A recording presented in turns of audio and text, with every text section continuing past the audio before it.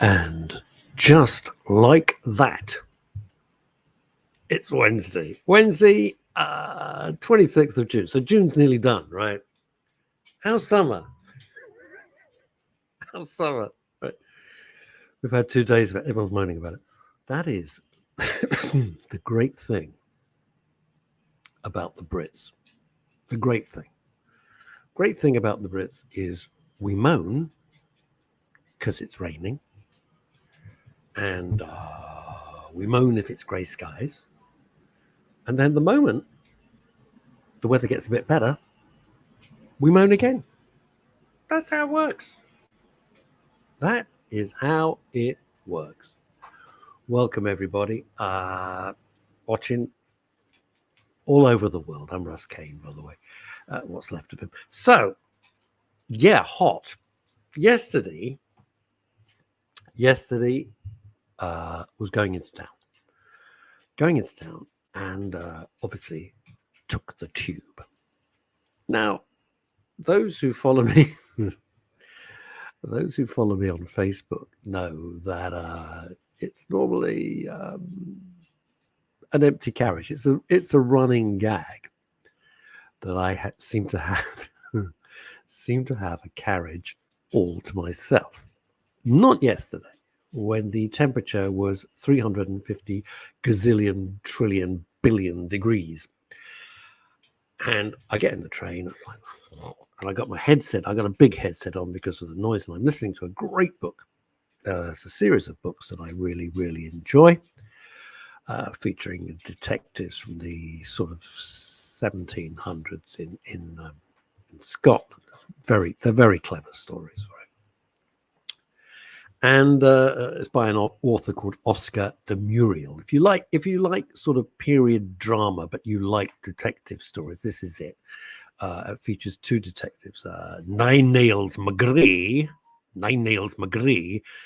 and was that Ian Frey? And Ian Frey is very sort of sounds like Rowan Atkinson, and Nine Nails McGree sounds like Brian Cox. Not the look at the stars, they're marvelous. Not that Brian Cox, the other Succession Brian Cox. Anywho, I'm sitting in the train, and the whole of the Jubilee line. Now, if you're not from London, you won't know the Jubilee line is one of the main lines, right? In London, one of the main tube lines. It packs up. Thank God it wasn't 750 million degrees. And the driver's being as nice as he can. So first they decide, I know what we'll do. We'll rearrange the trains on the Jubilee line. This is now rush hour, by the way. To get them in order. Timing. Then the control unit, I don't know, it's probably, a Sinclair computer. I don't know what it is. Anyway, that packs up. And we're just sitting there. But anyway, I didn't need a sauna this week. I never have, so I don't like saunas. We're sitting there and I was like, finally got to town. Which brings me on to my next little you couldn't make this up story. Right, what do we got here? Robert Van Buren. Hello, Russ. Hello, Robert Van Buren. Robert Van Buren is, I know he sounds like he should be a Swedish DJ. He's not. He is a horologist. Robert mends, fixes, and builds clocks of some renown. Oh, no. Your mum's playing bowls in this. Julie Voice, formerly of Houston, Texas, now twinned with Guildford, Surrey. Couldn't make it up. Good day, y'all. I'm waiting. She doesn't talk like that at all. I'm waiting for mother in a very Why is your mother in a parking lot? Why isn't she on the bowls? You just left your mother on a parking lot. Well, that's a little bit rude. Let's dash across from the drama of the Bowls Club I amuse myself, to the northeastern United States, from Azadon Brown. Good day from upstate New York. How was your road trip through Philadelphia? Kimmy Lashmar. I'm loving retirement. I recommend it. Well, yeah, it would be nice. I've never been. My plan, Kimmy Lashmar, Kimmy Lashmar, was that I was going to retire at 40. Then I thought, well, 50, well, 60 might be all right. Jesus, I'm never going to retire. And I'm working longer and harder than ever before. Madness, isn't it? Mad. But I'm kind of enjoying it. Why are you enjoying retirement?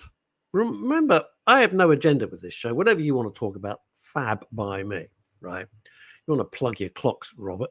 Plug them. Why are you loving retirement, Kimmy Lashmar? And who else would like to retire? And Aza, I don't see you retiring anytime soon. It's not going to happen. Right. So I get out the train. It's fine, right? And I go to for a drink. Now, you will remember, or you may not, you actually have busy lives, so I'm not presuming that you remember every stupid thing that happens in what passes as my life. But last week, Phil Dave said, would you come on to a show that he was producing, but he's not appearing in, on Talk Radio? It used to be Talk TV, now it's Talk Radio. Would you come on last Saturday morning, because the new head of comedy at the BBC, well, there's an oxymoron if ever there was one, but the new head of comedy at the BBC, of course, hates Mrs. Brown's Boys. Hates it with a passion, but he can't get rid of it because the ratings are so good, right? So the ratings are great for Mrs. Brown's Boys, but he hates the show. So they said, Phil says, I remember you like the show because you find it funny. Come on, because we've got another script writer. He hates the show. And in the middle of the interview, I'm saying, well, comedy is very personal. If you find it funny, it's funny. If you don't find it funny, it's not funny. It's a personal thing. I said, I can't stand, for example, Keith Lemon. Never got him. Don't understand him. Don't find him funny at all. There is a pause through which you could drive a horse and cart, and the presenter, Peter Cardwell goes, well, actually, Keith Lemon is one of our very esteemed colleagues on our sister station, Virgin Radio.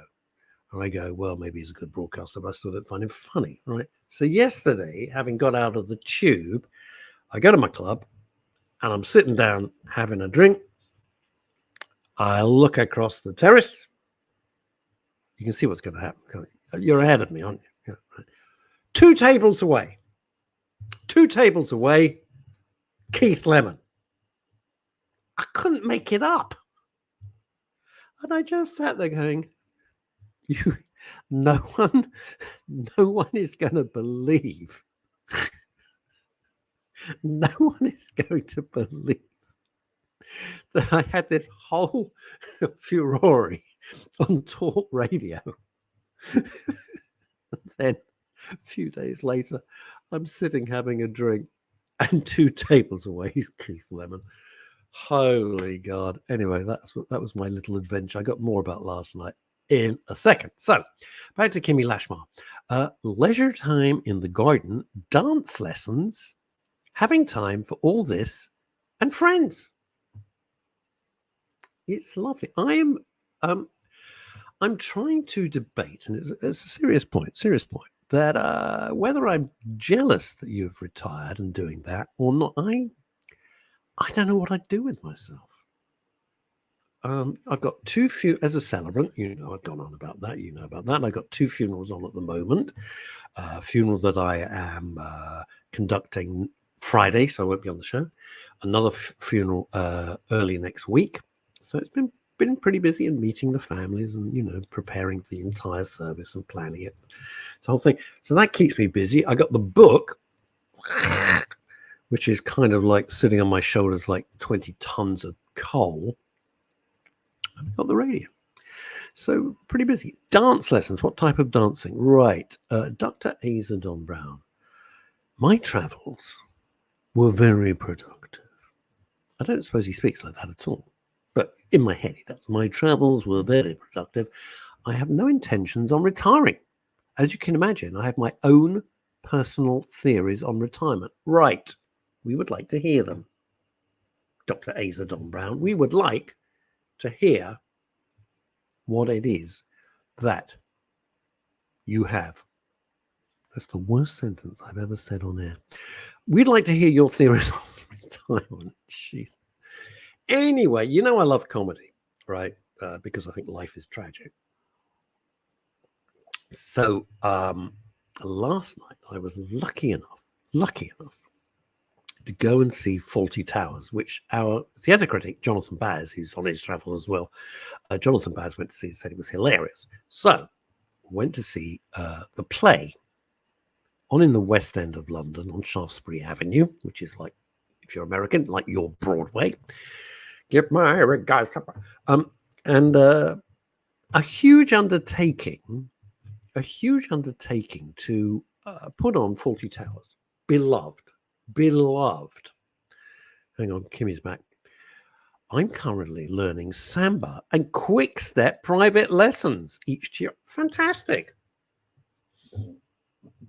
I think it's absolutely marvelous. I do.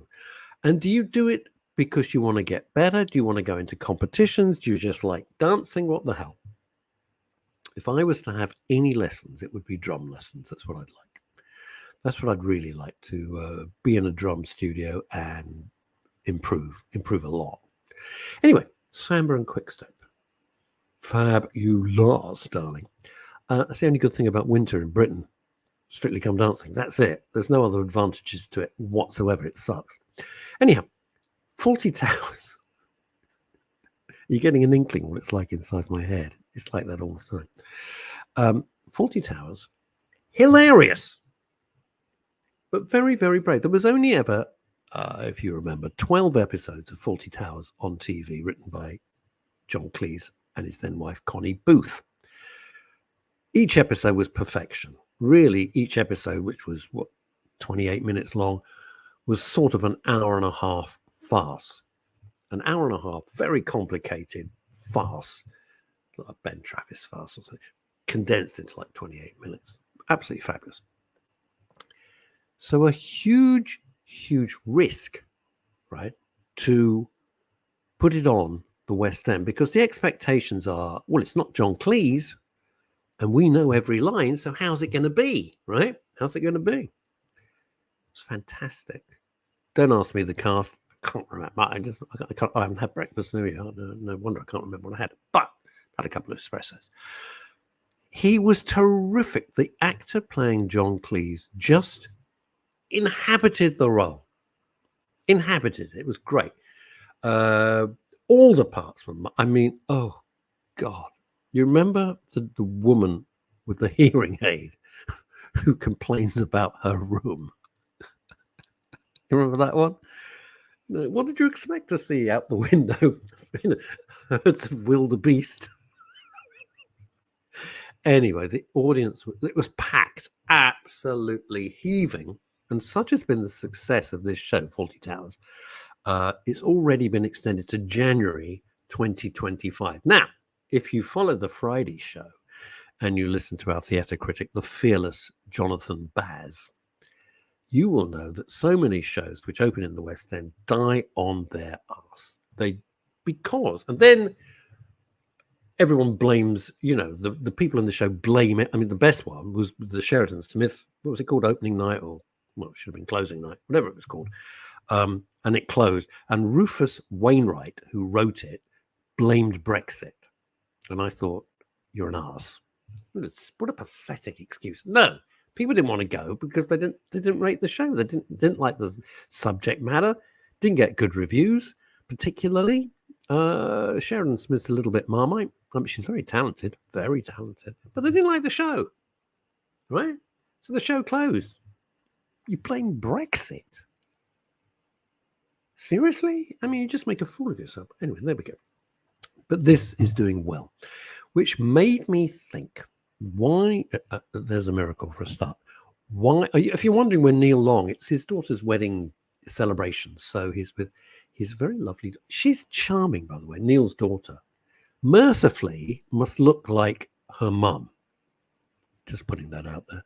And she's a physicist. She's a proper grown-up scientist. You've seen Neil. You've seen him. So it's nurture and nature. Have your own debate at home. It answers on a postcard. That's Keynsham, Keynsham. The infradrawer method with me, Horace Batchelor. Anyone remember that? Is that one of your first memories? Horace Batchelor on Radio Luxembourg? I've only met him once, by the way, talking of Radio Luxembourg. I've only met him once, but the man who called himself the Royal Ruler, Tony Prince, somewhat of a legend back in those days. Do I want to go and see the Secret Garden at Regent's Park Open Air Theatre? No. I know. Bye-bye. So, Tony Prince nearly died this week. Nearly died. Didn't feel well and just had a massive heart operation. So if you're a friend of Tony Prince, I know some of you are, please send him my best. I've only met him once. He wouldn't know who the hell I am. But when I was a kid, he's 80 now. When I was a kid, I would, listen to Radio Luxembourg, etc., etc. So my view was people like to laugh. People like to enjoy themselves. People will pay to be entertained. Now, that doesn't mean you can't go to the theatre to see pieces where you think or you come out. But I don't want to go to the theatre and be lectured. But that's just me. Some people really like it. I don't. I don't like it at all. I like to go and be entertained. I'll tell you how far this thought... And what about you? What about you? Do you want it to be deeply intellectual? And you think, I'm struggling through this piece of the... Do you want to just sit there and go, this is great. I'm really enjoying this. It takes me out of myself for a couple of hours. When I was at school, this is how far back I've had this view. Okay, this is how far back I've had this view. When I was at school, Dr. Jonathan Miller, do you remember? Beyond the Fringe and all of that. A brain box, a mighty brain box. 1 billion times cleverer than I could ever dream to be, of course. And Jonathan Miller came to our English class to talk to us, give us a bit of a lecture. And at the time, he had on in the West End a production of Shakespeare's The Tempest. Now, I was maybe 15, 16 years old. I've never forgotten this. Never forgotten this. And come back. What's Leslie say? Leslie Ian Jones. Hi, my leisure is retirement, walking and multi-playing online game. You see, that made me tense. Ooh, online games makes me very tense. Very tense. Unless I've got the cheat code. But that's good. If that's what you enjoy, that's what you enjoy. I don't get sniffy about it ever. Well, somebody likes somebody else. Nay. What's this? Nay. Right, so, not quite getting the reference. I'm liking it, but I don't quite get it, Scotty. So, I'm sitting in the classroom, and Dr. Jonathan Miller is there lecturing. And as I said, he's got sore throat, a little hot. I walked right into that, didn't I? I walked right into that. So this is how this goes, right? Nay. And then, having walked in, sorry, Russ, sore throat. A little hoarse today.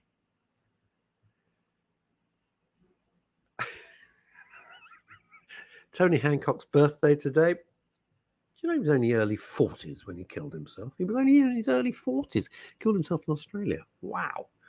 I always thought he was in his 60s when he died, but no, early 40s. I think it was like 44 or something. Anyway, back to Jonathan Miller.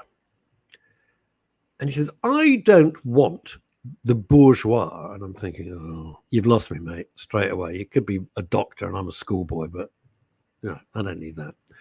I don't want them to go there and go, I want to be entertained. I want to make people think. Okay. And my production of, I've never forgotten this, it was like word for word. My production of The Tempest is not the traditional one with Ariel being, and I remember he did the motion of like the wings behind and everything. And I sat there as a, 15-year-old schoolboy, and I thought, that's just arrogant. I thought that. My thoughts crystallized and haven't changed since I was like 15 on that department. Think about it for a second. You don't want. What about the people who are getting off their ass putting their hand in their pocket, paying for the tickets to see your show, traveling, probably wanting a drink beforehand or a snack, maybe a snack afterwards, maybe having to get babysitters, maybe having to get dog sitters. Who knows what the circumstances is? They are perfectly entitled to be entertained. Why not? I don't want to sit through some polemic, political propaganda piece for, 3 hours. I get, that's why I don't watch the news. I don't need it, all right? It is perfectly okay to just want to go out and be entertained, have a laugh, or just have some lighthearted fun. It's okay. Not everything has to be cerebral, right? And that's why I was so impressed with the Fawlty Towers, because they nailed it. They basically blended so many of the plot lines that we remember from only of the 12 shows they ever made into a wonderful 1 hour piece. And it was non-stop. And the energy, if you used to like a Brian Ricks farts, but there was always bits where it wasn't, Vickers without trousers and all the rest of it. They made me laugh. It's silly nonsense. It is. Usually had Vicky Michelle running around looking saucy.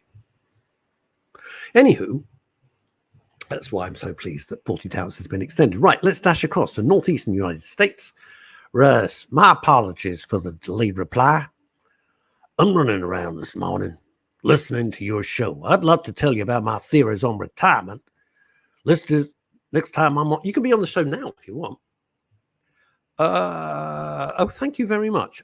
Polemic, political propaganda, nice alliteration. Thank you very much indeed. Thank you, I appreciate that. Fat Scotty, it doesn't matter to me if I'm doing live radio free of charge or a paid gig. I want the audience to be entertained, for the experience to be memorable long after they've left.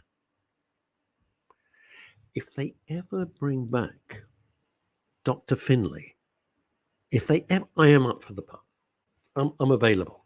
Dave Sleet, Mr. A&A himself. Greetings, one and all. Can't wait to see Fawlty Towers. No, it's with a W. Sleet. For God's sake, Sleet. Do I have to teach you everything? It's Fawlty. Not that sort of faulty. It is hilarious.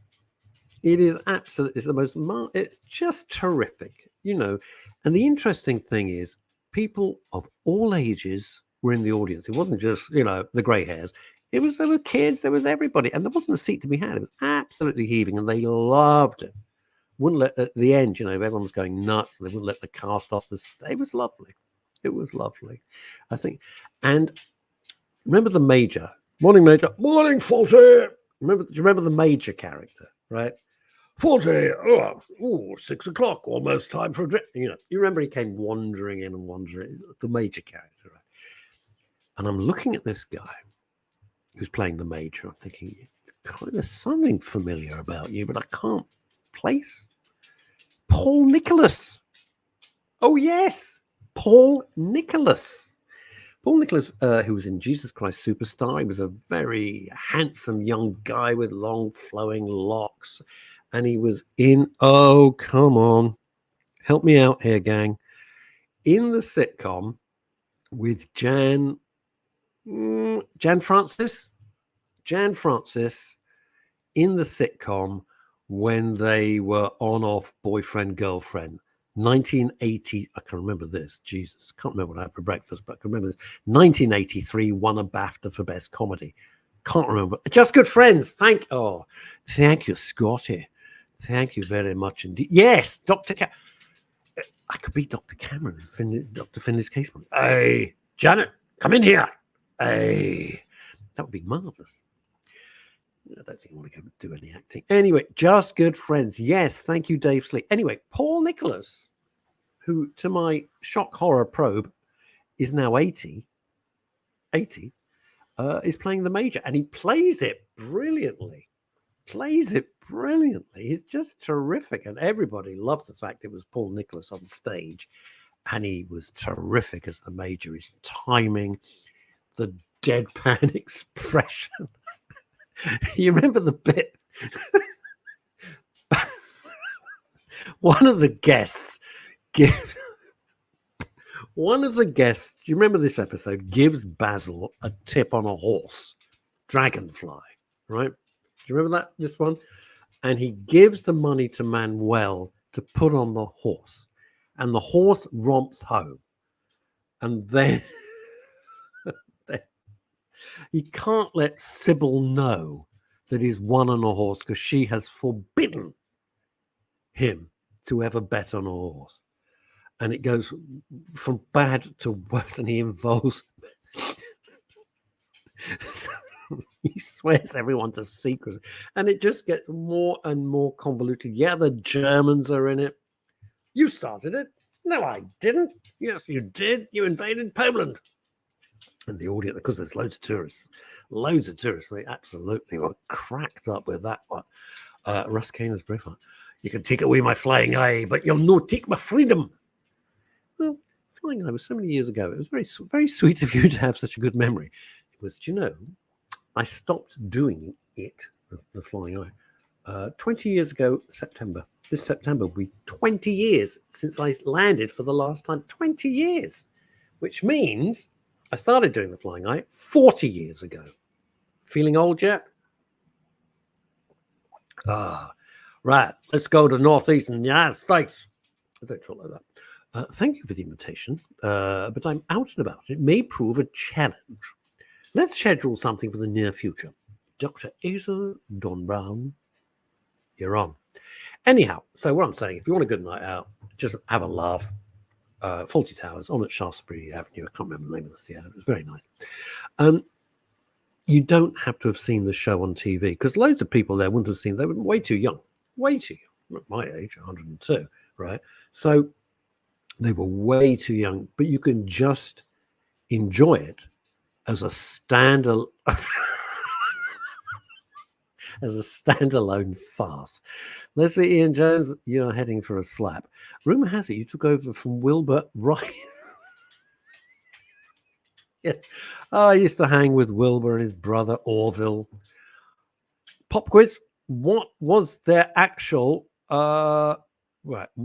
Pop quiz was a news flash. Grim, horrible. What were the actual profession of Orville and his brother Wilbur Wright? What were they in real life before they built their plane? What was it? What did they do for a living? What did the Wright brothers actually do for a living before they did the first flight? First powered flight, as it is. Anyway, do any of you follow? I'm getting into deep water. I'm going to be very careful. What? No, they were they weren't ventriloquist dummies. Fat Scotty, that's absolutely ludicrous. So sorry, you don't get the holiday in Spain, but you're still up for the fondue set. Lovely. Correctamundo. That was Keith Harris.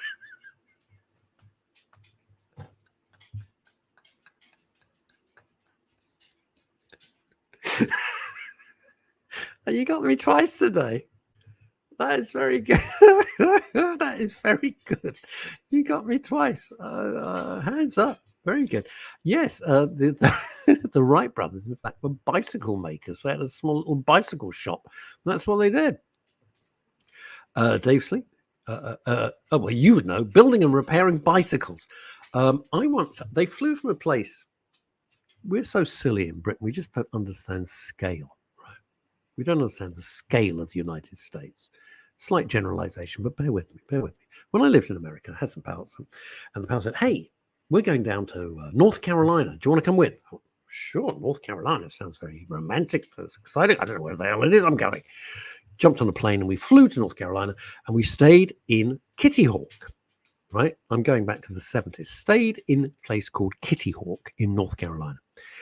And Kitty Hawk, you may recall or know from your history books, was the place where the first powered flight ever took place when the Wright brothers flew. Two things. That flight, which changed the course of history, was shorter than the wingspan of a jumbo jet. Mm-hmm. The flight that the Wright brothers took was shorter than the wingspan of a Boeing 747. Wow. Azadon Brown says, quite rightly so, building and repairing bicycles. That's what they did. Bless them. And they changed history. By the way, Fat Scotty, here's a pop quiz question for you and everybody else watching. Keith Harris and Orville had a huge hit with Orville, who is your very best friend. I am. That one, right? Who wrote it? Who wrote that hit song that was a huge hit for many years? Who wrote that song? Go. Right. Anyway, I'm down in Kitty Hawk, North Carolina. Sandflies, you know, when you get a gnat bite or something, you go, okay. Now, these sandflies, they bite you, they're drawing blood. I mean, they're the size of a Ford Sierra. They were just huge, right? Hang on, what's this say? Their cockpit design, I understand, was used for the first flight simulator, which was built in Fife. Eh? Wait a minute, why have we got such a Scottish theme going on? I don't know. The cockpit design, they had a cockpit design, they had a stick. Wait, they had a joystick. That was kind of it, wasn't it? Are you serious? I need to know more, Dave Sleet. Right, who wrote Orville? Come on, you clever people. Who wrote that hit? Who wrote that hit? You'd be surprised. Pal of mine. So, the girls at the time go off to get, like, I don't know, snack or sunbathe or whatever they did back in the day. And so my pal, Gary, at the time, says, hey, do you want to climb a sand dune? Nah. Okay. I haven't been in America long. He says, let's go climb a sand dune. And I'm thinking, what the hell's he talking? Because I'm thinking like Bournemouth, right? I'm thinking Bournemouth. How long does it take a sand dune? About 5 seconds, right? Sand dune, it's like, you know, a little tiny, it looks like a molehill, right?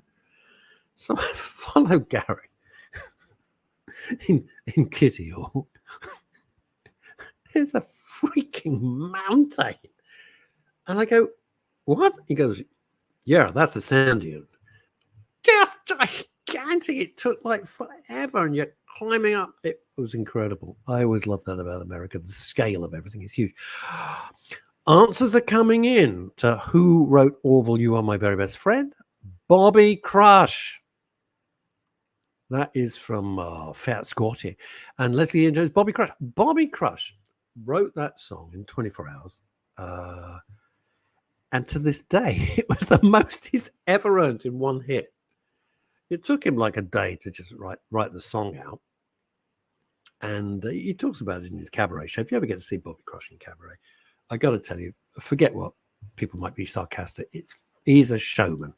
If you like a real show, he's a great show. He's a lovely fella as well. Very sweet guy.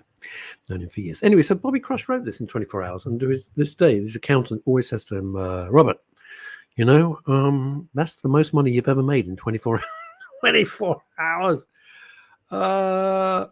What have we got here? A Fat Scotty. And if memory serves me, Harris, the late Keith Harris, and very much alive Bobby Crush, had the last laugh with the BBC as the BBC turned down the rights to the song. And Bobby made a fortune out of it. He's got all the rights. He made an absolute fortune out of it. So he should. Where is, dead, probably.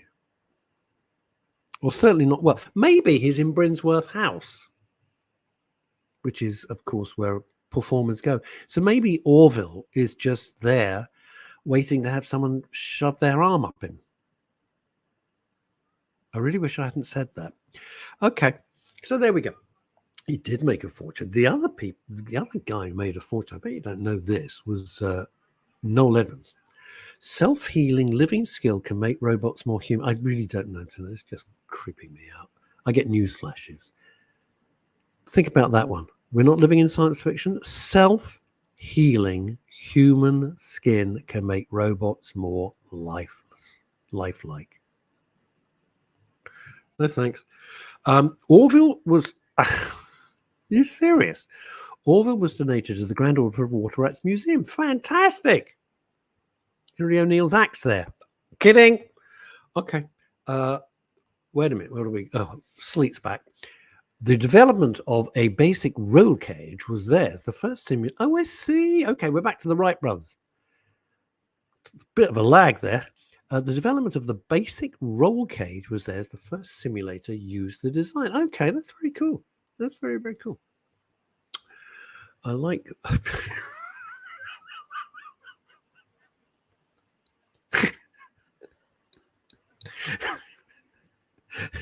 Can you see why I'm not on Radio 4? Orville is working... Orville is working in the quality control department at Paxo. The job's a real pain in the backside.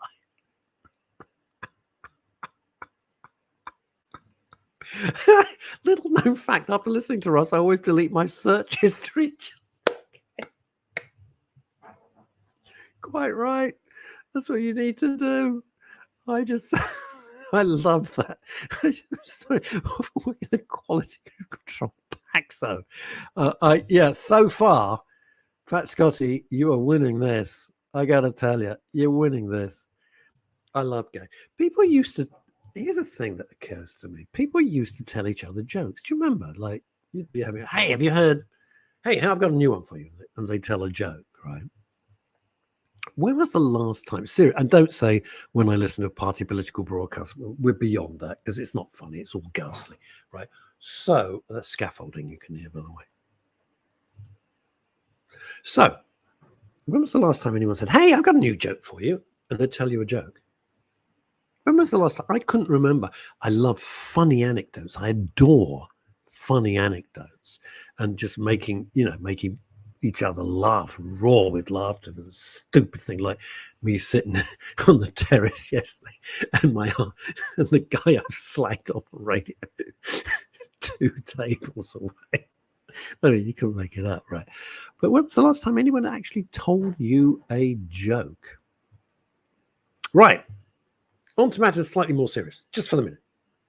See what you think about this. Do any of you, are you familiar? Do any of you follow a guy called Tommy Robinson? My verdict's out on him. I don't know if he's a con artist. I don't know if he's a hero. I don't know if he's a troublemaker. I don't know if he's brilliant. I don't know. But I look at what he says, and some of it is extreme, and some of it is spot on. Spot on. There we are. Oh, hang on. Oh, Don Rickles. Oh, my God. I love Don Rickles. Still do. If I'm feeling a bit down in the dumps, I go onto YouTube and just look at Don Rickles. Oh, my God. Don Rickles, the best. Leslie and Jones. I like comedy. My favorites are the roasts by... I loved him and the great late Gilbert Gottfried. And other people don't like Gilbert Gottfried. Gilbert Gottfried cracked me up. I have seen, and he just screams. He just screams into the mic. Gilbert Gottfried, Don Rickles was fantastic. Some of it, you look at it and you think, whoa. But it was of the time, it was the 70s. It was 70s and 80s with Dean Martin and those fantastic roasts. Those roasts were great. The roasts today are brutally, vulgarly rude. Anyway, back to Tommy Robinson. Tommy Robinson had a march in London a few weeks back. 10,000 people turned up. And it was completely absolute. Yeah, I'll come on to your point in a minute, Fat Scotty. You're right. It was peaceful. There was no horrible chanting. There was nothing. Naturally, it was deemed by the BBC far right, like they're wearing swastikas and burning torches. No, we leave that to the Saturday morning marches, don't we, where they're demanding everyone dies. We leave that to the peace marches, hate marches that they are, right? There's another big march he's doing in July. Tommy Robinson goes over. He's a very controversial figure, all right? No ifs or buts, very controversial. I see today he's gone over to Canada, given a speech. I don't know what the speech was about, before you ask. Gets a standing ovation, and he's immediately arrested. He's been arrested. Can't leave the country. Passport handed in. What the hell? Let's see what Fat Scotty has to say. Stephen Yaxley Lennon. Absolutely. Tommy Robinson's real name is Stephen Yaxley Lennon. Okay. Tommy Robinson, don't know. And Scott Lyons goes on to say, middle class, working class wannabe, changing his name to endear himself to ordinary man and women. Well, a lot of people do that. If he wasn't so insightful, he'd have greater credence.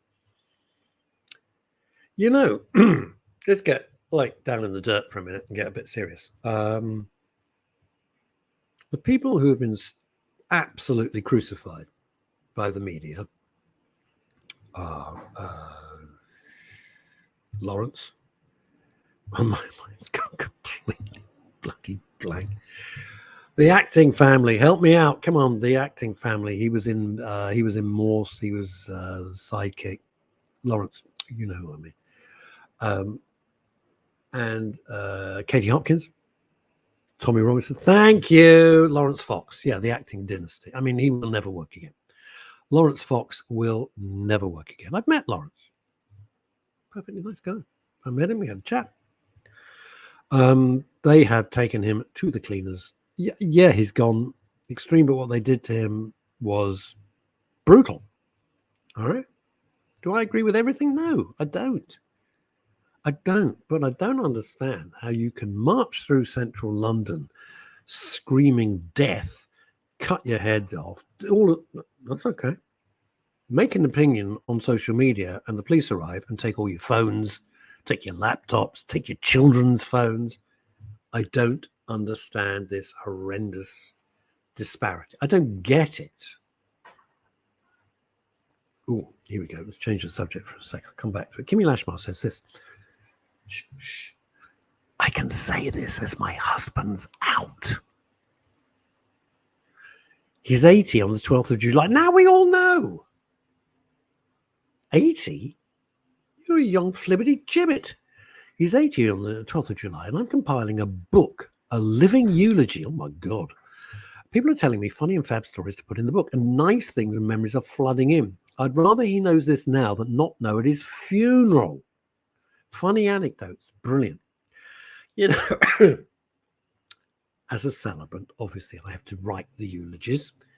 Normally, I deliver the eulogies as well. Hang on 1 minute.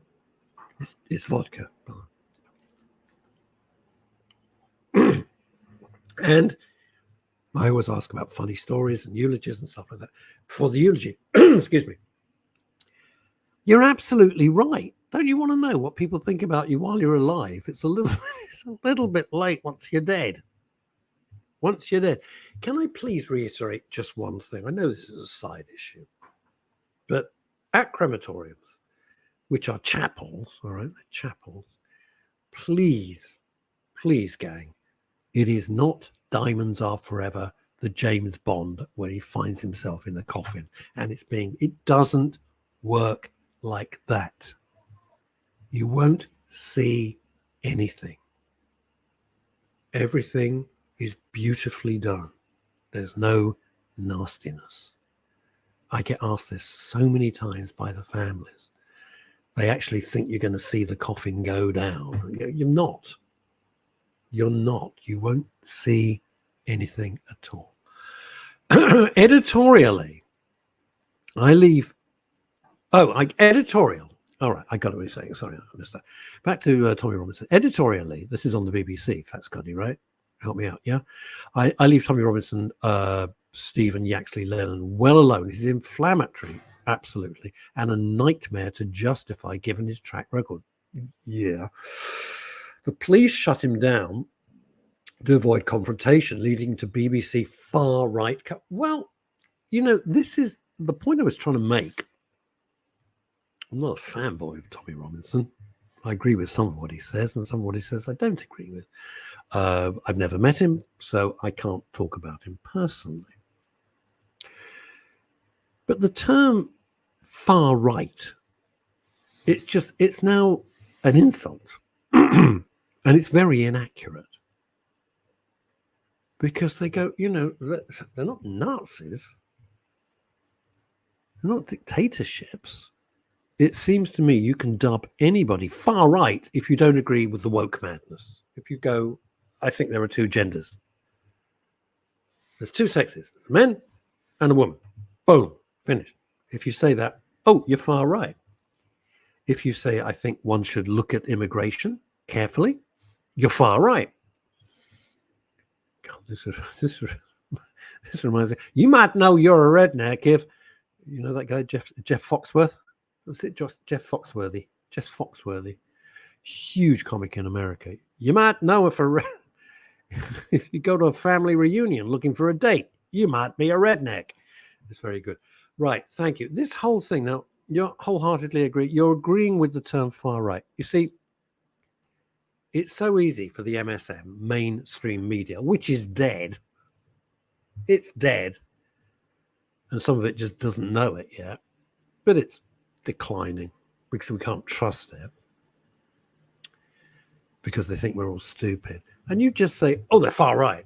And you think, what? Nigel Farage? Whether you like Nigel Farage or whether you don't, he's hugely popular. A lot of people loathe him. And you say, oh, he's far right.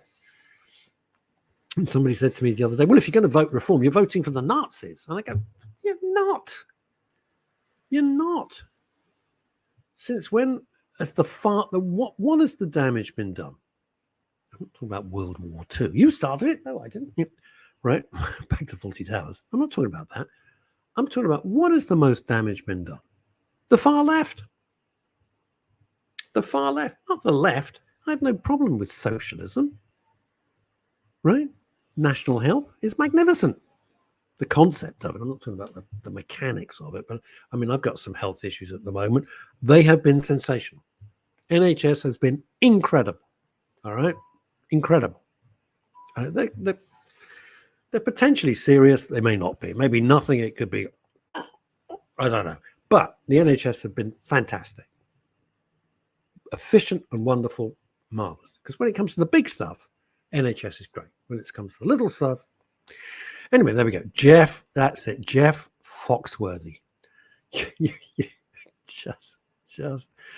Yeah. If you got so much furniture in your front yard, your folks are thinking you're having a yard sale. You might be a redneck. I can't do all this thing. Right. So, Dave Sleep, media. Get a grip, boy. Media have moved the view of acceptable behavior, the Overton window, for purpose of division. What is the Overton window? Never heard of that. Because I've only been in the media since 1984. What? I've never heard of it.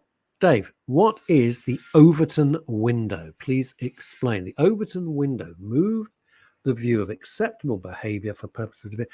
Well, look, we have never, ever, ever been more divided. Ever.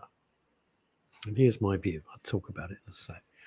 Editorial on commercial radio. This is even harder to justify coverage, given that Ofcom would slap me in the middle of next year, right into the middle of next year, and leave the self-policing BBC to... Yeah, well, the BBC... I've said it before, I've said it again, should be defunded. I agree with Farage on this. I've been saying for years that the BBC should be defunded. And again, I will say, oh, here we go, Overton. Overton window is the range of policies politically acceptable to the mainstream population at a given time. Decided by who? Let's read that again. The Overton window, which Dave Sleet up, I think you're in London at the moment, or you're in Scotland, I'm not sure. Overton window is the range of policies politically acceptable to the mainstream population at a given time, which means someone's deciding this. So the far left, some of whom are raving mad. I mean, they're just mad. Sorry. They're just mentally ill. So there you go. You agree. I know you do, right? But who agrees with this? So you can say anything who doesn't agree with the far left, you know, men can have babies, and all the rest of it, you're far right.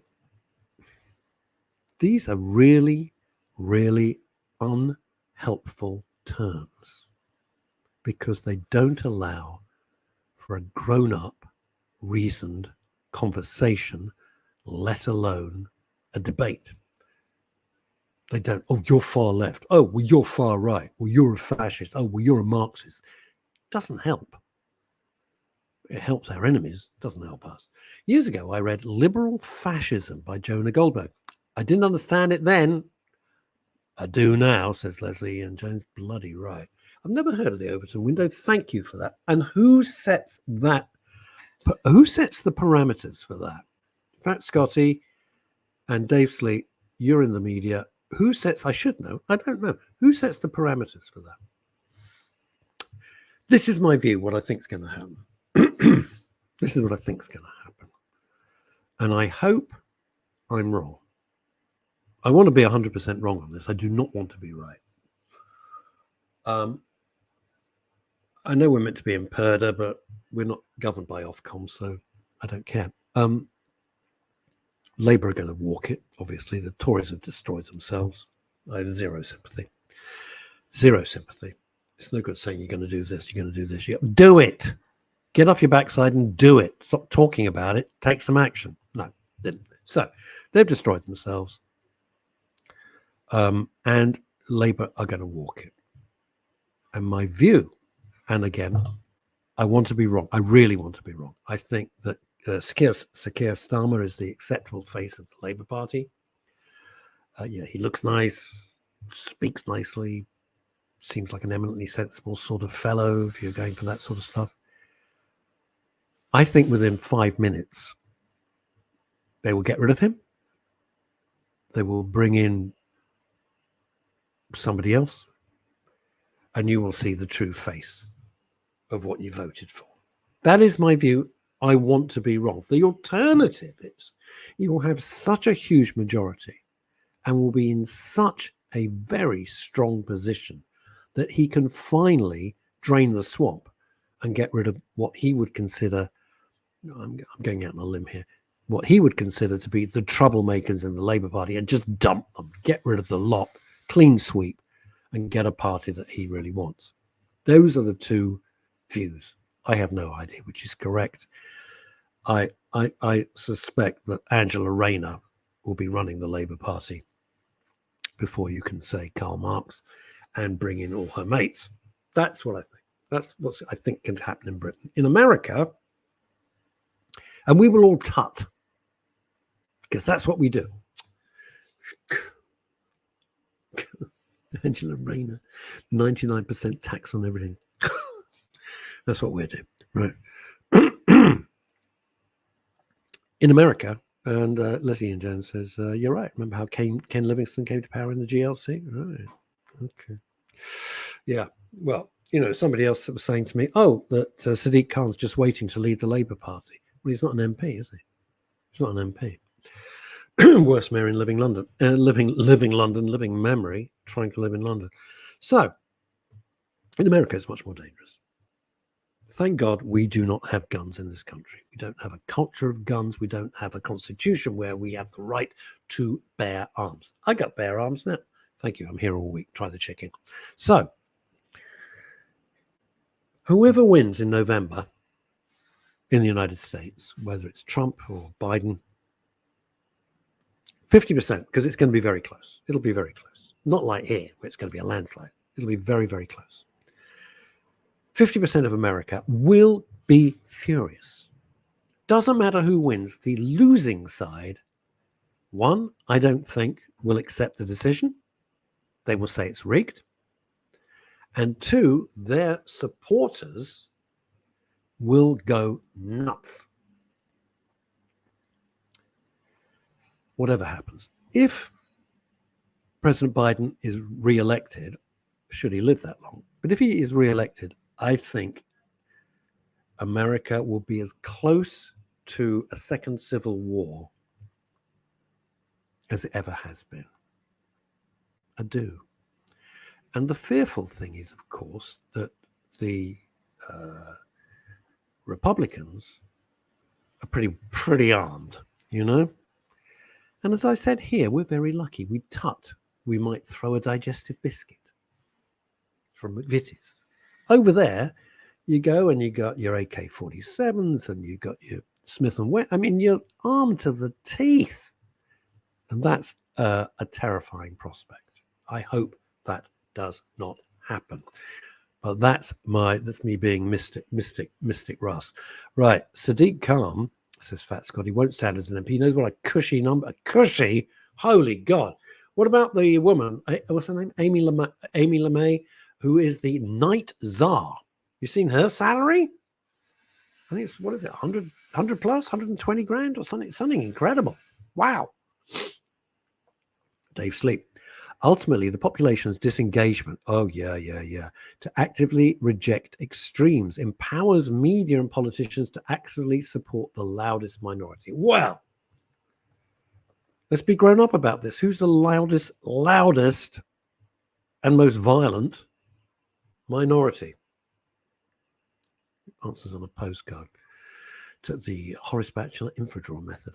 I think they'll replace Biden with a different candidate during the convention. Well, he's ill. I mean, let's stop dancing around this. The guy looks so ill. He's clearly got some sort of dementia. I think it is very cruel for human beings to do that to another human. I think it's shocking. He hasn't got all his faculties. It's not a political statement. Look, my mum had dementia for 14 or 16 years. It was horrendous. 16 years. Dementia. Ghastly, right? I look at Biden. It's the same thing. It's the same thing. He's not well. It is very cruel. And she's Dr. Jill Brown, his wife, pushing him around like he's some sort of puppet, back to Orville. He doesn't know. I don't think he knows where the hell he is. It's pretty obvious. It's all being run by other people, obviously. And he's just the acceptable phase. Can they replace him now? They'll retire him as some sort of fabulous hero. He ain't. He doesn't know what the hell he's doing. And I'm not a big Trump fan. Just to be clear, I'm not doing a party political broadcast on behalf of the Republican Party. Hardly for it. They could replace him. They'd have to make, what's that? Jackass. God's sake. The vice president. Holy God. Kamala Harris. What they could do, if they really want a civil war on their hands, they could have Kamala Harris and Hillary Clinton. Kamala Harris running as president with her vice president running mate Hillary Clinton. It is totally possible. Everybody knows, and I agree with Leslie Ian Jones, Obama's running the USA. Of course he is. Obama's still running the whole thing. It's still his own team. They're just behind the scenes. No which way's better. Oh, yes, Lady Macbeth with a doctorate, maybe. Damn right, Dave Sleep. Absolutely. As a Canadian and an American, I can attest that political atmosphere of both countries are currently volatile. What the hell's happened to Canada under that lunatic Trudeau? God knows. What the hell? Brings us back to Tommy Robinson. He's been around Canada. I've been there, worked there for a bit. Wonderful, lovely people, beautiful country. What in the name of God has happened to Canada when you get the far left running it? What is this? How do you turn a... I can't believe you've done this. I'm actually having an intellectual conversation. How do you turn a duck into a pop star? Take it into the sauna until his bill withers. You're an idiot. Right. So it ain't off. It's not far off volatile in the UK. Yes, you are right. And it could turn very nasty. But thank heavens we're not all armed to the teeth. I'm not talking about machetes. God, no, that should be. But Keir Starmer yesterday said, I aim to get rid of knife crime within a decade. Within a decade. How many more people are going to die? How many more people are going to die? Within a decade? 10 years? Zero tolerance. Zero tolerance. Get rid of it in 12 months. Zero tolerance. Really heavy prison sentences. Get hold of the people selling the weapons in the first place. Cut down the supply chain if you can. No, it's not easy. Nothing's easy. Well, did you? You happen to know I handed in my 357 Magnum back in the 80s. If I lived in America, I would be armed. I've said it. There you go. If I lived in America, I would get a gun. I would. Because even if they have an amnesty, you know what would happen. All the law-abiding, like me, you got to hand in your gun. Okay, I'll hand. Go, of course. It's the law. Here's my gun. Every bad guy would go, I don't think so. So what have you got? You got a population where the law-abiding citizens are unarmed, and all the lunatics and all the criminals are fully armed. That ain't going to work, right? Well, having seen the torch and pitchfork mentality that's growing in the UK, weaponry might not be an issue. Well, it always comes into it, doesn't it? But it is. It's all getting bonkers over here. For the Americans here, it was for a Smith & model. Oh, you really had one? 5.86 I thought you were kidding. Fat Scotty, throwing lightness into darkness. I've always wanted a pistol, but I can't afford to fill it up as the water bills are so bloody expensive. Very good.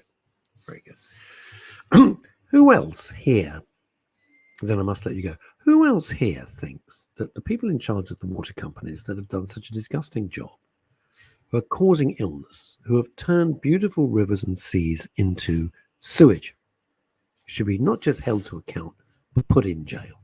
Same as the post office thing. Shocking. No accountability. These people get away, I can't say with murder.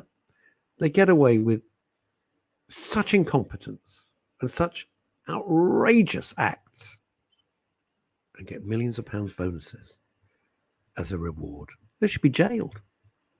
They should be prosecuted and jailed.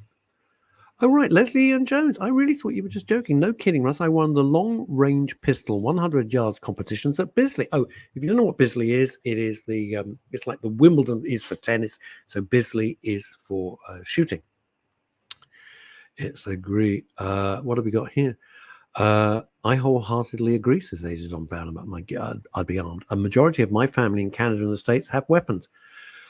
Well, if I'm going to go down, I want to go down fighting. I don't want to, be sitting there, waving a phone at them, or a banana. I want to go down fighting. At least take some of them with me. I know it's not much of a philosophy, but it's my philosophy.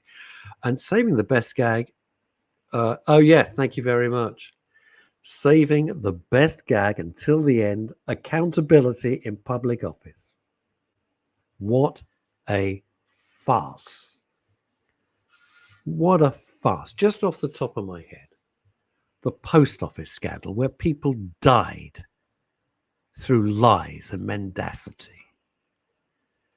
The BBC scandal where they spent £100 million of your money, our money, everyone's money on the license fee, on a computer system that failed, that was so rubbish they couldn't use it for anything and just throw it away. No accountability. Nothing. Nothing at all. The water situation, whereby beautiful rivers and sea and the shore is turned into absolute sewage. People are in charge of this. No accountability. It's not a political statement. It's a statement of humanity. We expect you to do the job you're paid for and paid handsomely.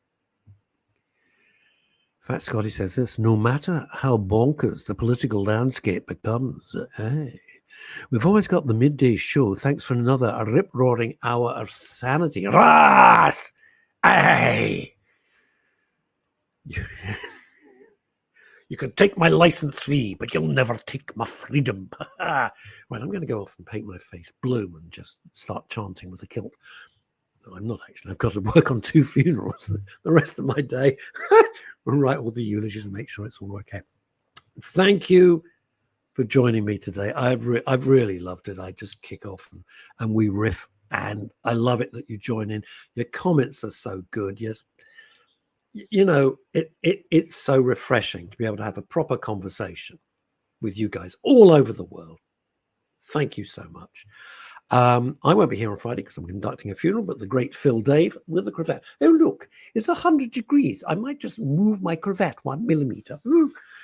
Phil will be back with Chantal. That's a double header of great joy.